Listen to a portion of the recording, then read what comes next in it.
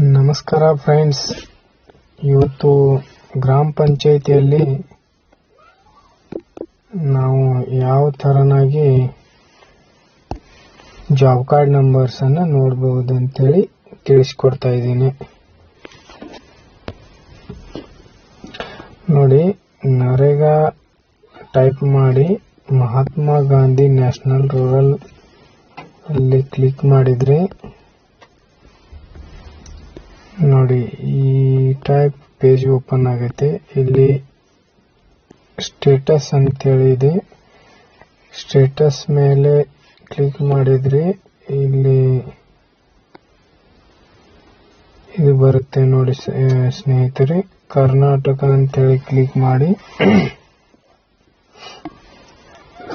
ನಂತರ ಜಿಲ್ಲೆಯನ್ನು ಸೆಲೆಕ್ಟ್ ಮಾಡಬೇಕು.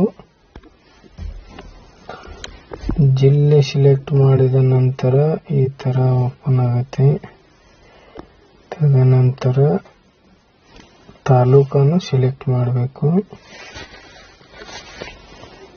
ನೋಡಿ ಸ್ನೇಹಿತರೆ, ಇಲ್ಲಿ ಗ್ರಾಮ ಪಂಚಾಯತ್ ಬರುತ್ತೆ. ಗ್ರಾಮ ಪಂಚಾಯತ್ ಈಗ ನಾವು ಸೆಲೆಕ್ಟ್ ಮಾಡಬೇಕು. ಗ್ರಾಮ ಪಂಚಾಯತ್ ಬರಟಿಗೆ ಸೆಲೆಕ್ಟ್ ಮಾಡಬೇಕು. ನಂತರ ಈ ತರ ಪೇಜ್ ಓಪನ್ ಆಗುತ್ತೆ. ಜಾಬ್ ಕಾರ್ಡ್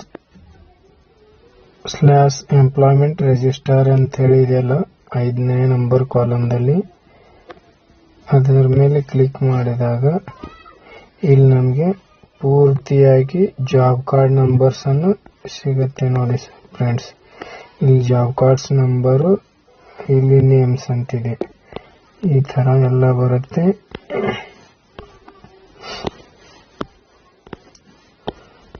ನೋಡಿ ಸ್ನೇಹಿತರೆ,